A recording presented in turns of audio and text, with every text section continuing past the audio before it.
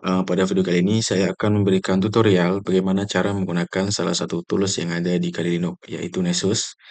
Sebelum kita mulai ke videonya, saya ingin menjelaskan sedikit apa itu Nessus. Jadi, Nessus merupakan alat pemindai keamanan jarak jauh yang dapat digunakan untuk memindai komputer, yang bisa digunakan oleh attacker untuk masuk ke dalam sebuah komputer yang terhubung ke jaringan.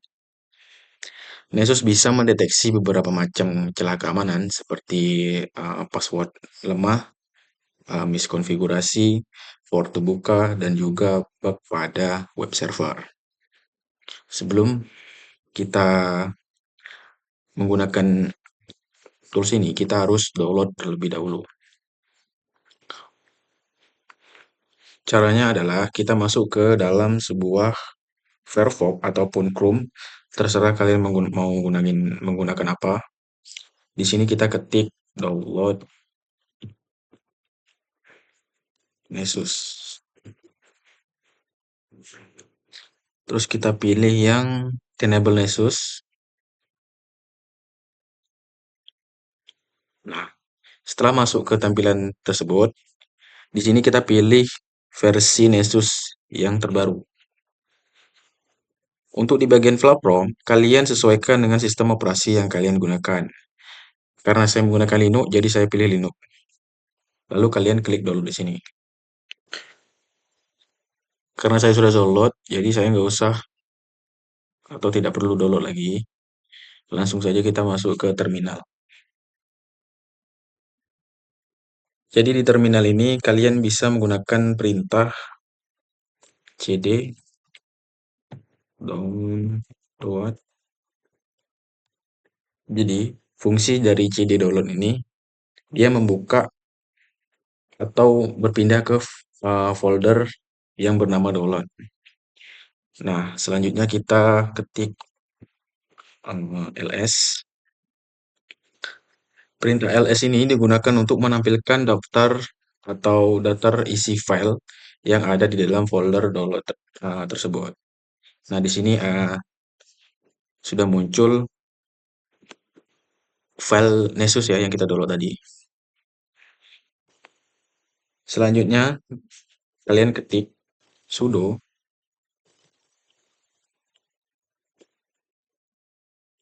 dpgk min i. Terus kalian salin si Nessus ini tadi. Kita salin di sini, kita tempel di sini. Oke. Jadi perintah ini digunakan untuk menginstal paket yang ada di folder download tadi ke dalam sebuah sistem operasi yang kita gunakan. Maksudnya tuh menginstal ke dalam si Linux tadi. Lalu kalian enter. Oke. Jadi karena saya sudah install sebelumnya, jadi nggak usah install lagi. Selanjutnya kita masuk ke tahap menggunakan tools ini ya, atau menjalankan tools Nessus di terminal. Caranya kalian ketik sudo system ctl start Nessus. Nah, di terakhir nanti kalian tambah D ya.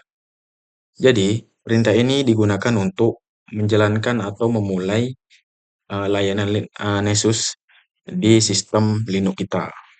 Lalu kita enter. Selanjutnya, kita mau mengecek apakah Nessus tersebut apakah sudah berjalan. Kita bisa menggunakan perintah sudo system ctl status Nessus. Nah, kita perbesar dulu. Oke. Jika di sini keterangannya aktif atau running, berarti dia sudah berjalan. Selanjutnya, karena sudah berjalan, kita masuk lagi ke Firefox tadi ya. Di sini kita masuk ke dalam halaman setup dari Nessus di browser. Caranya bagaimana? Kita di sini ketik https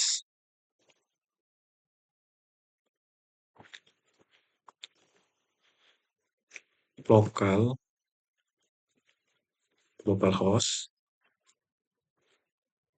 8834 garis miring. Oke, kita enter.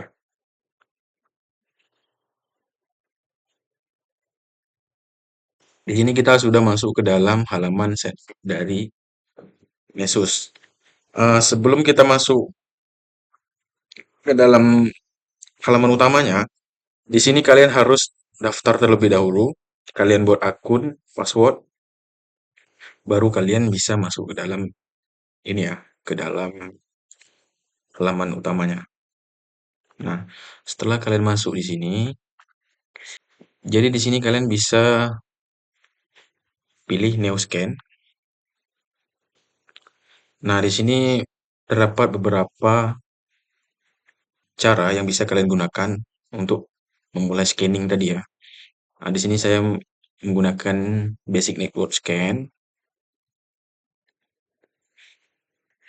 Oke.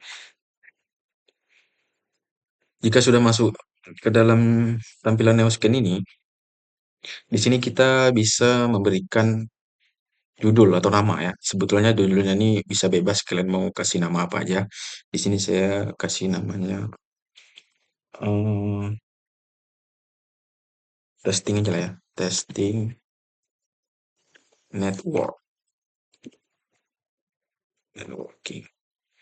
Deskripsinya di sini bebas, bisa tes atau apa aja bebas. Untuk di folder ini biar aja seperti ini. Nah, di sini untuk targetnya di Nessus ini dia cuman bisa targetnya tuh berupa IP ya, IP address. Kalau kalian mau scanning website, berarti kalian harus merubah nama domain atau link URL-nya tuh menjadi IP address. 192 168 1.1.09. Oke, karena jika sudah terisi semua, lalu kalian pilih save ini ya, save. Oke, setelah save sudah berhasil, lalu kalian pilih tombol ini, launch. Oke, untuk memulai scanning. Di sini kalau sudah bercentang seperti ini berarti dia proses scanningnya sudah selesai. Kita bisa lihat hasil dari proses scanningnya di sini. Nah, di sini juga ada vulnerability-nya seperti chart gitu. Di sini ada critical, high, medium, low, dan juga info ya. Nah, di sini saya mau jelasin apa arti-arti dari warna-warna ini ya. Jadi, kalau biasanya dari proses scanningnya terdapat warna merah, berarti itu ini ya, sangat berbahaya gitu.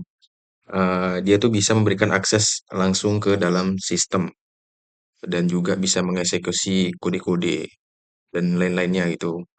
Contohnya tuh kayak remote code execution kan, sama um, privilege. Privilege-nya tuh langsung bisa dieksekusi ke sistem gitu.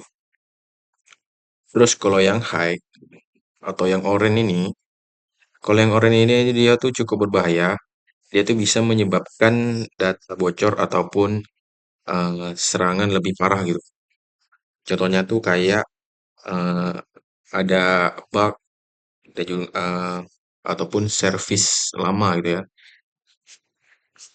Terus yang medium atau yang kuning, kekuning-kuningan gini, dia memiliki resiko yang sedikit lah, tapi masih bisa untuk dieksekusi.